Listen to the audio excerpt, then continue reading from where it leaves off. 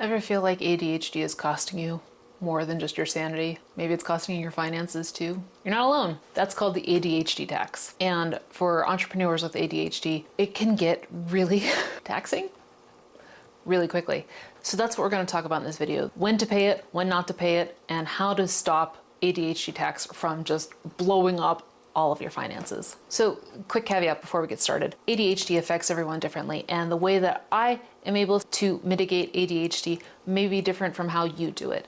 My best advice is to take these tips and either find parts of them that work or utilize the foundation of these tips and adapt it to the best way that you thrive. First, let's back up because there's two ADHD taxes that we all end up paying at one point or another. The first type is what I call the tax that we all pay to reach the baseline level of adult. And so what that means is house cleaners because your house is trashed, DoorDash because you can't make yourself cook, those kind of things. Like the ways that you have to pay extra just to survive. The second type is the type that I think that ADHD entrepreneurs face the most. And I'm sorry to say this because I think once you hear it, you're gonna be like, oh, she knows. That is when you end up buying multiples of the same product, either because you are replacing one that you inadvertently broke because of your inattentiveness, or you forgot you had it. Mine usually ends up being the second way. I usually end up buying things and finding out right after the return period closes that I already had it. Yeah. That's always fun. Since the ADHD tax is so prevalent, I don't ever advise clients to avoid it because it feels like that's just putting you on hard mode when, like, if you can just accept that there are times when it's beneficial to pay the tax, then you find this happy medium in the middle of just like, I accept that my neurodivergence makes me have to pay a little extra than a neurotypical would. I accept this, but I'm going to work within the confines of that understanding. So when should you pay it? The best way I can put it is when it removes a routine task from your life that severely affects your business. I think that's usually the time that it's worth paying. Hello, me with doing social media. I can't ever figure out how to create a system for me to do it successfully, so I just pay to automate it or don't do it at all. But for the times that I use it, I pay for Metricool so that I'm able to create a calendar of preloaded content that goes out. Saves me the stress of thinking about, oh, I need to do this and I'm not gonna do it. Let's be honest. So then I pay for something like that. And in my life as well, house cleaners and stuff like that, because I'm not gonna clean my house. Somebody has to do it and it ain't gonna be me. I know that. I've tried. I'm not that person.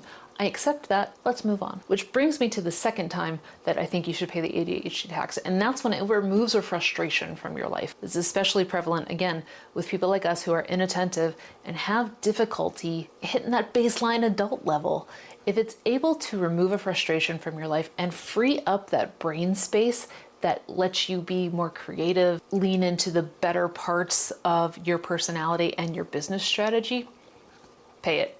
Do it, pay it. Pay for the house cleaner, pay for DoorDash, whatever you gotta do. Your goal is to remove frustration from your life. And if you have the ability to do that by just paying extra and you can afford that, you have my blessing. The time that it's really beneficial to pay the ADHD tax is when it's directly affecting your mental health. What I mean by that is paying for doctors, paying for medication, paying for therapy, all of the things that end up costing us more to mitigate the mental health hard mode we've been set on. In my opinion, it's worth it. And I think the consequences of avoiding going to the doctor, getting medication, taking the ADHD tests, having a therapist is so much more detrimental to us than it is to someone who is a neurotypical. When I was running a product-based business, one of the things that I utilized and paid extra for was a shipping service called ShipBob. I hooked up my Shopify and my Etsy store to their integration services. Whenever something was purchased on those platforms, it didn't go to me, it went to ShipBob.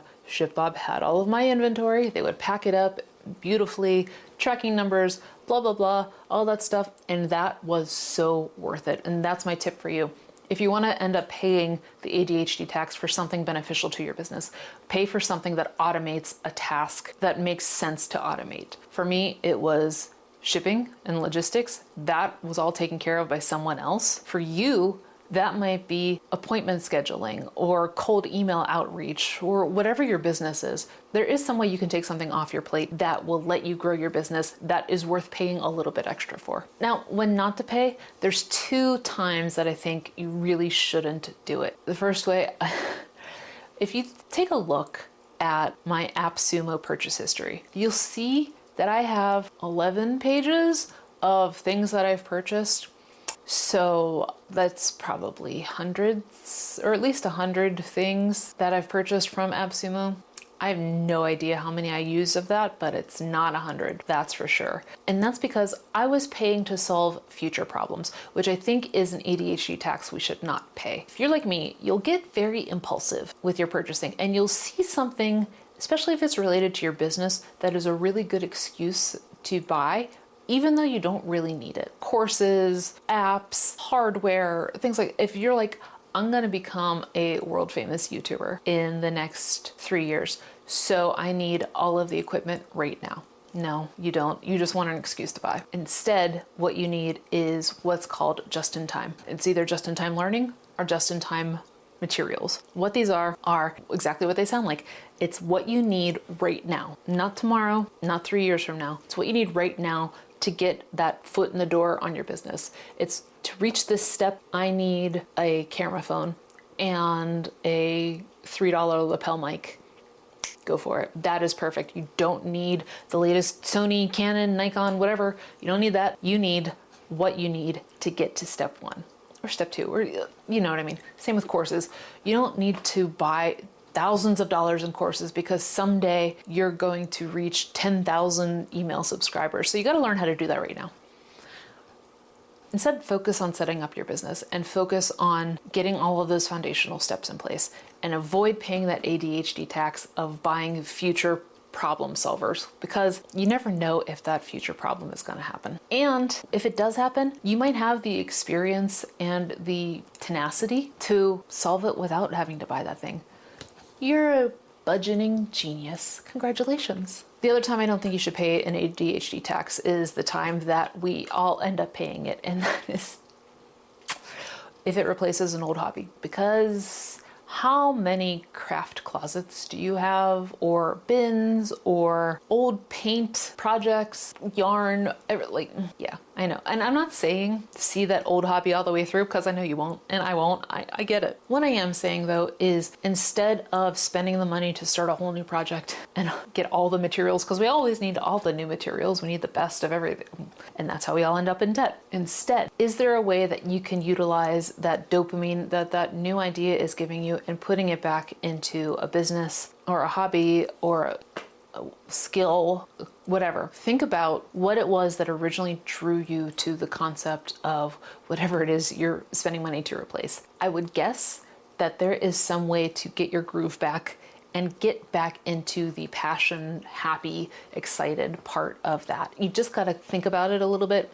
You know, everything requires work. I know. I'm sorry. I wish it didn't, but it will end up saving you a lot of money and saving you a lot of closet space. A couple of tips for preventing the ADHD tax from affecting your business finances and your personal finances. You know, we always get into these mindsets, not just people with ADHD, I think society as a whole. I know, I'm not going to get into societal talk today, but I feel like we are pushed into materialism and consumerism and the drive to spend more because of capitalism or whatever, and that becomes a slippery slope for people who have poor impulse control. So what I would recommend to you is to acknowledge that ADHD tax may be something that we have to pay occasionally, but it doesn't have to be all the time. You don't have to get complacent into paying an ADHD tax because of your impulse control or because of capitalism, materialism, you know, whatever philosophy you want to argue about. There are ways that you can put up some bumpers or barriers or whatever you want to call them that prevent you from getting into debt all the time when you didn't have to. And then my last tip is something that I hadn't realized and actually had to do a little bit of research into this to find out. And once I found out, I was like, well, yeah, that makes sense. If you're getting like an urge to spend, I'm not gonna tell you like, oh, just put in your shopping cart and come back later, because that never works. Or maybe it does for you, it never did for me. I would put it in my shopping cart, and then I would come back and be like, yeah, I'm buying that. And then I'd buy it and be like, why did I buy that? I didn't need that. It's because we're getting mixed up signals in our brain when what we really needed was water or medication or food or sleep, anything like that. That signal was getting kind of like, I don't know what that official term is, and was getting misrepresented in the brain. So you felt like, I will feel better right now if I buy something, when more like, I would feel better if I just drank a glass of water. I would feel better if I got some sleep. I would feel better if I took my medication today. Those things. Those are the ways that you are able to prevent yourself from overbuying solely because of inattentive ADHD. Again, I acknowledge that there are times when it's beneficial, especially when, like I said, it removes the frustration, it makes your life easier, and it improves your mental health. If it doesn't do those things, no. Now, some of that might be stuff you haven't heard before, or maybe twist of something you have heard, because there are so many bad ADHD tips out there. And if you watch this video, you're gonna see the top ADHD tips that drive me crazy and the alternatives you can do instead. I'll see you over there.